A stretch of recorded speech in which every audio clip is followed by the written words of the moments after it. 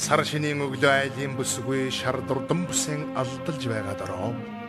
Шанха тавьсан үсээн элбэж байгаад толдвоо. Шав хийсэн руугаан хотойж байгаад эригвэ.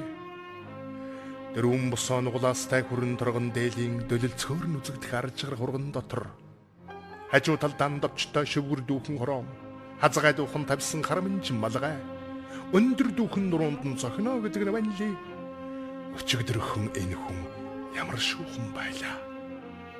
Өрх гэрийн доторх нэргүй нэгэн зарцаас өнөг харцуултаа чацуухан эргэн болоод гараваа. Зочилж ирсэн айлдан дуутай шуутай огтуулж зоогорсон ширээнээ суугж өрөөлөн.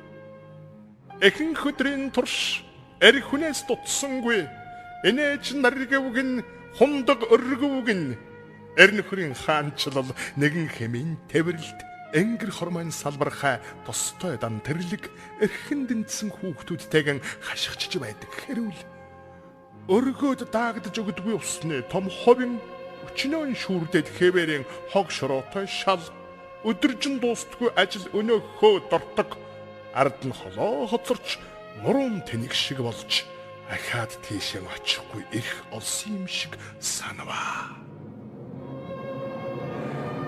Наран тонгой хуй дайлын бүсгүй харив. Нарийн ширийн хоёлон авдрандан эвхэж хийв. Хүрэн торгоны оронд халтар тэрлэг хэдэрч хүйтэн харцуухны аман дээр нь бүртгэнэв. Даарч зутарсан багчуул нь уйлан шууган бүслэн далан задгай ажил гэрт гадаагүй ухтан. Даяан дээр хин өндрөөс далайн ирэл дунваа. Дараах цагаан сар хүртэл 365 хоногоо.